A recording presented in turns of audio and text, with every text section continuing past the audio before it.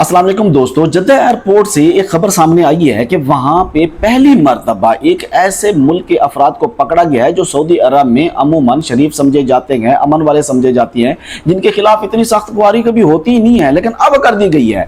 जद्दा में ये हुआ है कि इंडोनेशिया से विजिट वीजा वाले आए इस नियत से होंगे कि हम चलेंगे। अब उनकी उम्रा करने की नियत है, हज करने की नहीं है, वल्लाह आलम, ये हम नहीं जानते, लेकिन वो आए हैं विजिट वीजा के ऊपर। उनके पास वैलिड वीजा है, लेकिन वहां पे उनको ये सिर्फ ये नहीं कि एंट्री नहीं दी गई, बल्कि उन लोगों को गिरफ्तार कर लिया गया है सऊदी पुलिस की इमिग्रेशन डिपार्टमेंट की जानिब से। अब ये बड़ी हैरानी की बात है कि लोग पहले तो ये सवाल किया करते थे ना कि मेरा विजिट वीजा जो है वो वैलिड है, क्या मैं जद्दा एयरपोर्ट पे लैंड कर सकता हूं? तो भाई अब ये डिपोर्ट होने की बात नहीं है दोस्तों, अब ये बात गिरफ्तारी तक पहुंच चुकी है। सवाल ये पैदा होता है कि आखिर ये गिरफ्तारी क्यों हुई? क्योंकि ये इंडोनेशिया के लोग हैं, ये बड़े सुलझे हुए लोग हैं, इनके अंदर कोई ऐसी गलत बात होती नहीं है, तो सऊदी अरब हुकूमत इनके ऊपर क्यों इतनी सख्ती कर रही है? उसके पीछे भी एक वजह है।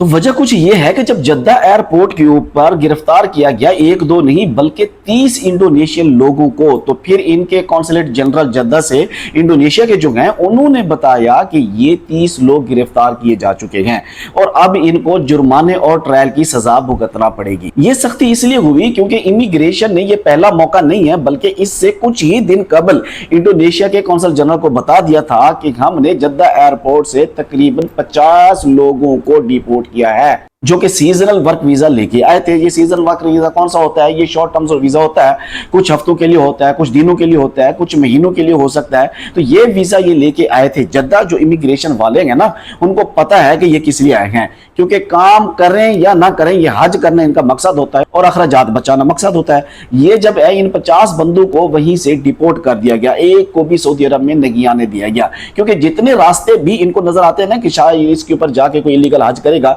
तो ये उस रास्ते को वहीं पर ही बंद कर देती हैं। साथ ही साथ कौंसल जनरल को ये वार्निंग दी गई कि ये आप इसको देखें कि और मजीद ऐसे लोगों को ना आने दें।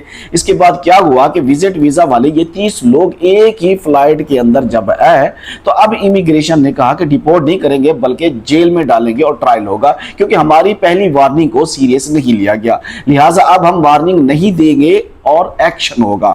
तो दोस्तों अब ये लोग पकड़े जा चुके हैं। जुर्माने इनको 10,000 रियाल जुर्माना फीकस के हिसाब से होगा, जो कि हज वीजा के अलावा किसी और वीजा के ऊपर आके यहां दाखिल होने की कोशिश की गई। पहले तो ये होता था ना कि डिपोर्ट कर देते थे, वापस भेज दिया करते थे, लेकिन अब ऐसा नहीं है। ये देखिए ना, अब ऐसे नफीस मुल्कों के साथ कोई रियायत नहीं बरती जा रही।